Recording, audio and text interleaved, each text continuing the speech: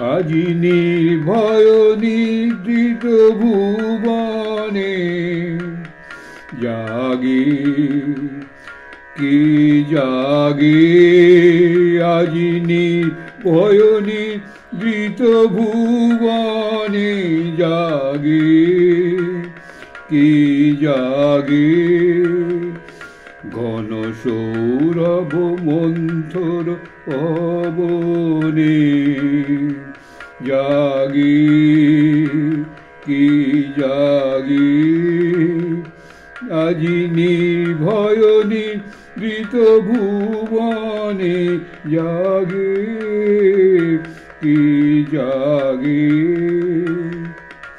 কত নীরব বিহঙ্গ কুলায়ে মোহন অঙ্গুলি বুলায়ে জাগে কি জাগে, কত নীরব বিহঙ্গ কুলায়ে মোহন অঙ্গুলি বুলায়ে জাগে কি জাগে, কত অস্ফুট পুষ্পের গোপনে জাগে কি জাগে, এই অপার অম্বর পাথারে স্তম্ভিত গম্ভীর আধারে জাগে কে জাগে,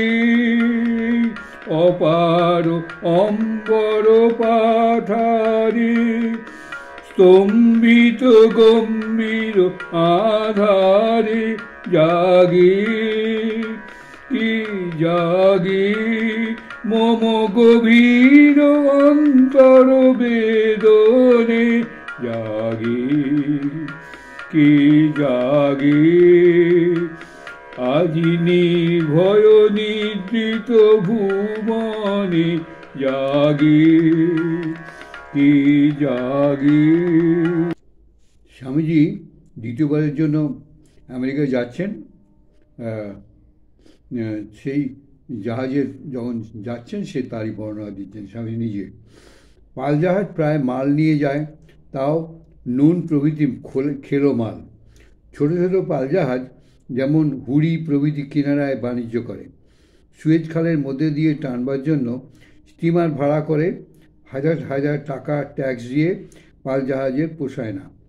পাল জাহাজ আফ্রিকা ঘুরে 6 মাসে ইংল্যান্ডে যায়। সুয়েজ খাল দিয়ে গেলে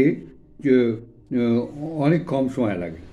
পাল জাহাজের এই সকল বাধার জন্য তখনকার জলযুদ্ধ সংকটে ছিল। একটু হাওয়ার এদিক ওদিক, সমুদ্র স্রোতের এদিক ওদিক হলে হার জিত হয়ে যেত। আবার সে সকল জাহাজ কাঠের ছিল। যুদ্ধের সময় ক্রমাগত আগুন লাগতো আর সে আগুন নিবুতে হতো। সে জাহাজের গঠনও একরকমের ছিল। একদিক ছিল চ্যাপ্টা, অনেক উঁচু, 5 তলা 6 তলা।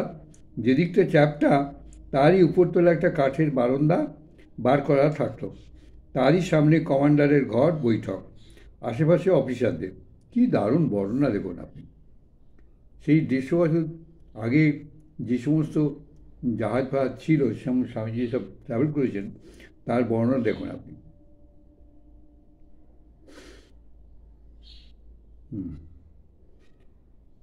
তারই সামনে কমান্ডারের ঘর, বৈঠক, আশেপাশে অফিসারদের ঘর। তারপর একটা মস্ত ছাদ, উপর খোলা। ছাদের উপরে আবার 2-4টি ঘর। নিচের তলাতেও ওই রকম ঢাকা দালান, তার নিচেও দালান, আবার তার নিচেও দালান, এবং মাল্লাদের শোবার স্থান, খাবার স্থান ইত্যাদি। প্রত্যেক তলায় দালানের দুপাশে তোপ বসানো। সারি সারি দেয়ালের গায়ে কাটা, তার মধ্যে দিয়ে তোপের মুখ, দুপাশে রাশিকৃত গোলা আর যুদ্ধের সময় বারুদের থলে। তখনকার যুদ্ধজাহাজের প্রত্যেক তলাই বড় নিচু ছিল, মাথা হেঁট করে চলতে হতো। তখন নৌযোদ্ধা জোগাড় করতেও অনেক কষ্ট পেতে হতো। সরকারের হুকুম ছিল যে যেখান থেকে পার ধরে বেঁধে ভুলিয়ে লোক নিয়ে যাও। মায়ের কাছ থেকে ছেলে, স্ত্রীর কাছে স্বামী জোর করে ছিনিয়ে নিয়ে যেত। একবার জাহাজে তুলতে পারলে হয়, তারপর বেচারা কখন হয়তো জাহাজে চলেনি, একেবারে হুকুম হলো মাছ তুলে ওঠো। ভয় পেয়ে হুকুম না শুনলেই চাবুক। কত মরেও যেত। আইন করলেন আমিরেরা দেশ দেশান্তরের বাণিজ্য লুটপাট করবার জন্য রাজস্ব ভোগ করবেন তারা, আর গরিবদের খালি রক্তপাত, শরীরপাত, যা চিরকাল এই পৃথিবীতে হয়ে আসছে। এখন ওসব আইন নেই। এখন আর প্রেস গ্যাংয়ের নামে চাষাভুষোর হৃৎকম্প হয় না। এখন খুশির সওদা। তবে অনেকগুলি চোর ছ্যাঁচড়াকে জেলে না দিয়ে যুদ্ধজাহাজে নাবিকের কর্ম শেখানো হয়। বাষ্পবল এই সমস্তই বদলে ফেলেছে। এখন পালজাহাজে প্রায় অনাবশ্যক পাহাড়, হাওয়ার সহায়তার উপর নির্ভর বড়ই অল্প, ঝড়ঝাপটাও ভয় অনেক। কেবল জাহাজে না পাহাড়ে পর্বতে ধাক্কা খায় এই বাঁচাতে হয়। যুদ্ধজাহাজটা একেবারে পূর্বের অবস্থার সঙ্গে বিলকুল পৃথক। দেখে তো জাহাজ বলে মনেই হয় না। এক একটা ছোটো বড়ো ভাসন্ত লোহার কেল্লা। তোপও সংখ্যায় অনেক কমে গেছে। তবে এখনকার কলের তোপের কাছে সেই প্রাচীন তোপ ছেলে খেলা বই তো নয়। আর এই যুদ্ধজাহাজই বেগই বা কী? সব ছোট সব যে ছোটোগুলি টর্পিডো ছোঁড়বার জন্য, তার চেয়ে একটু বড়গুলি শত্রুর বাণিজ্য পথ দখল করতে, আরও বড়গুলো হচ্ছেন বিরাট যুদ্ধের আয়োজন।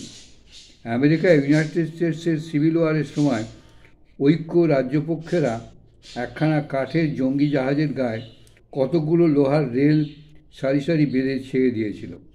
বিপক্ষের গোলা তার গায়ে লেগে ফিরে যেতে লাগলো। যাদের কিছুই বড় একটা কিছু করতে পারল না। তখন মতলব করে জাহাজের গা লোহা দিয়ে জোড়া হতে লাগলো, যাতে দুশ্মনের গোলা কাঠ ভেদ করতে না পারে। এদিকে জাহাজি তোপেরও তালিম চড়তে লাগলো।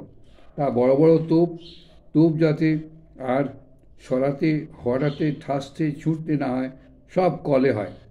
500 লোক যাকে এতটুকু হারাতে পারে না, এমন তোপ ছোট ছেলের কল টিপে যেদিকে ইচ্ছে মুখ ফেরাচ্ছে, নাবাচ্ছে, ঠাসছে, ভরছে, আওয়াজ করছে, আবার তাও চকিতের নয়।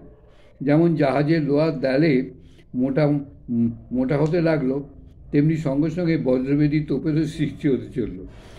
এখন জাহাজখানি ইস্পাতের দেওয়ালওয়ালা কেল্লা, আর তোপগুলি যেন জমের ছোট ভাই। এক গোলার গায়ে যত বড় জাহাজই হন না কেন, ফেটে চুটে চৌচকালা। তবে এই লোহার বাসর ঘর, যা নকিন্দরের বাবার স্বপ্ন ভাবেনি। নকিন্দর মানে বুঝতে পেরেছেন তো? সেই বেহুলা নকিন্দর,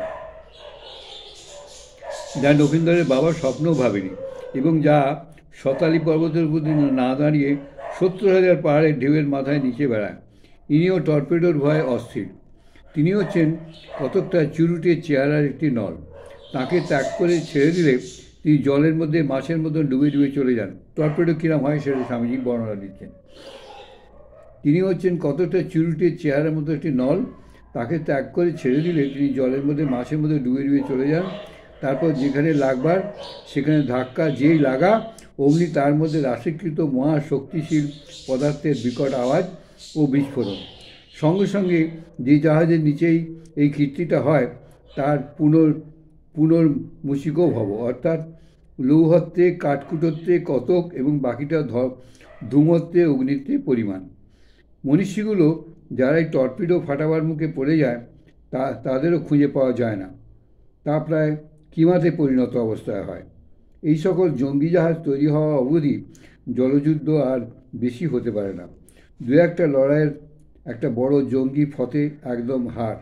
তবে এই রকম জাহাজ নিয়ে লড়বার পূর্বে লোকে যেমন ভাবত যে দুপক্ষের কেউ বাঁচবে না আর একদম সব উড়ে পুড়ে যাবে, তত কিছু হয় না।